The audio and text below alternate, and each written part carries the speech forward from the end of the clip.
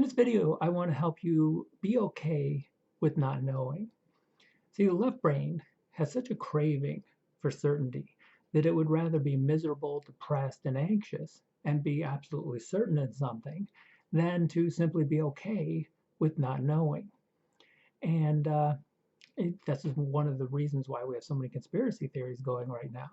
I mean, the left brain would rather be certain in a bad idea than just sit and recognize that maybe we just don't know. That's a very difficult thing for us to deal with, and that's what I want to talk about in the video. And so the best evidence still comes from split brain patients as far as the left brain need to know and be certain. And just remember that these are individuals who literally had the two sides of the brain severed, the connection between them. And the talking left brain was totally isolated from the right brain, and they would give all kinds of command messages to the right brain, and the person would do them. And the left brain is absolutely clueless. And so the left brain should have said, like, I have no clue why this is going on, but it didn't. That left brain need for knowing and having an explanation was just so apparent in these split brain patients. The left brain just effortlessly came up with what we might call its own little conspiracy theory. And so often the left brain was absolutely wrong. Now, I want to mention a cognitive scientist because sometimes when I talk about the split brain patients, people say, well, that was the 60s and that's old science. And that's, well, science doesn't really have a shelf life. You know, as long as we can still talk about it and it's still useful and applicable to contemporary problems, then we should, in my opinion, still talk about it.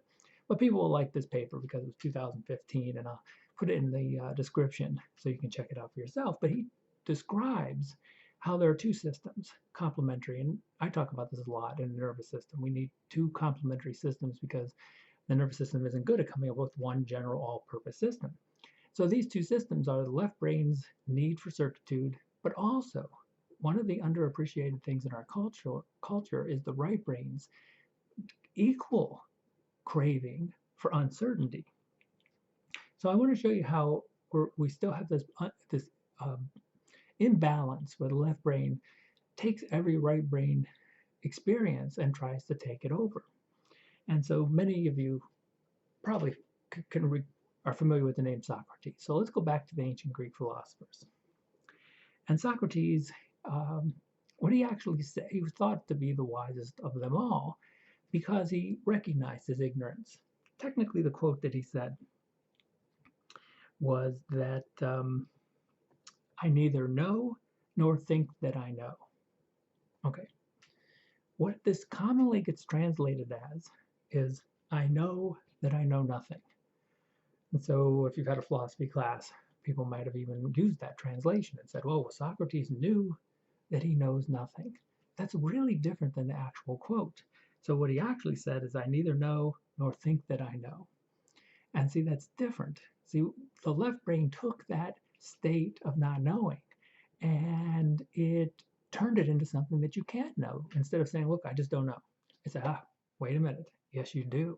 You know that you don't know. And it shows you that kind of desperate need for the left brain to at least claim that it knows something, even if its only knowledge is that it doesn't know. Now, I know that seems kind of complex in terms of a lot of words, but it gets a little bit more complex here when we talk about conspiracy theories, because when we look at some of our worst ideas and some of our best ideas, well, some of our conspiracy theories turn out to be right. And so think about some of the strangest, oddest ideas out there. Think about Einstein. And he said, well, as we approach the speed of light, time compared to an observer slows down. Well, that is one of the strangest, oddest beliefs you could imagine, yet it turned out to be right.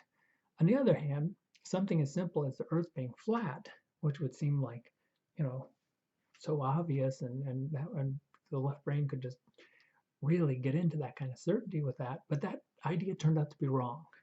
And so that puts us into a difficult position because sometimes the things that we know are right are wrong, and sometimes the things that we know are wrong are right. But that's where I'm going with all of this. See how for just a moment there, it's like, oh, well, if sometimes the things I know are right are wrong, and sometimes the things I know are wrong are right, that puts us into that state of uncertainty. And it's really not a bad state as long as you can get the left brain to stop interfering and putting a label on it. In fact, I would say we have the state of uncertainty quite often it's just quickly picked up on by the left brain, given a label and an interpretation.